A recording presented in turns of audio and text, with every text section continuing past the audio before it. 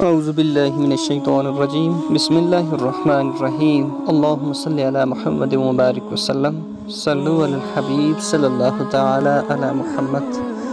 امید کرتا ہوں کہ اللہ کے فضل کرم اور شکر کے ساتھ تمام دوست احباب خیر و عافیت کے ساتھ ہوں گے، اور دعا ہے کہ اللہ سب پہ اپنا خاص فضل و کرم نازل فرمائے، سب کی مشکلاتوں کو آسان فرمائے، سب کی پریشانیوں کو دور فرمائے۔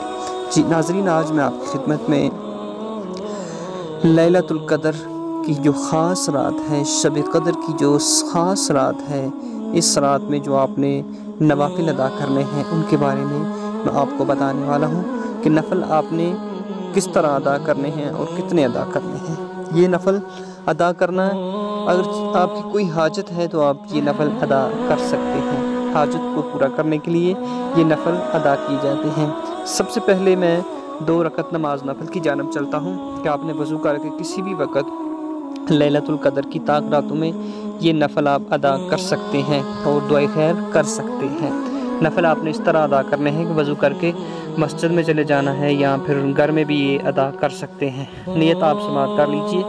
2 رکعت نماز نفل صلاۃ الحاجت، بندگی اللہ تعالیٰ کی، مترفقہ بشریف اللہ اکبر۔ آپ نے نیت کر کے اللہ اکبر کہہ کے ثنا پڑھ لینی ہے۔ ثنا کے بعد اعوذ باللہ پڑھ کے بسم اللہ پڑھ کے سورہ فاتحہ کو پڑھنا ہے، اور اس کے بعد آپ نے 12 مرتبہ سورہ اخلاص کو پڑھنا ہے۔ 12 مرتبہ سورہ اخلاص کو پڑھ کے رکوع و سجود کرنے ہیں۔ پھر دوسری جو رکعت ہے وہ بھی آپ نے اس طرح ہی ادا کرنی ہے۔ اس کے بعد آپ نے 70 مرتبہ، یہ جو آپ کو نظر آ رہی ہے اسکرین کے اوپر دعا، اس کو آپ نے 70 مرتبہ پڑھنا ہے، اور اس کے بعد آپ کے دل کے اندر کوئی بھی جو حاجت ہے آپ نے اس کو رکھ کر اللہ کے حضور دعا کرنی ہے۔ یہ 2 رکعت نماز نفل ہیں۔ آگے 4 رکعت نماز نفل آپ نے کس طرح ادا کرنے ہیں کہ 4 رکعت نماز نفل، 2 رکعت نماز 2 کر کے آپ ادا کر سکتے ہیں۔ 2 کر کے ادا کرنے ہیں آپ نے۔ 2 رکعت نماز نفل صلاۃ الحاجت، یہ بھی حاجت کے لیے ہیں اور رزق میں اضافے کے لیے آپ ادا کر سکتے ہیں۔ اس کو ادا کرنا ہے کس طرح کہ 2 رکعت نماز نفل صلاۃ الحاجت، بندگی اللہ تعالیٰ کی، مترفقہ بشریف اللہ اکبر کہہ کے آپ نے ثنا پڑھنی ہے۔ ثنا کے بعد آپ نے سورہ فاتحہ پڑھنی ہے۔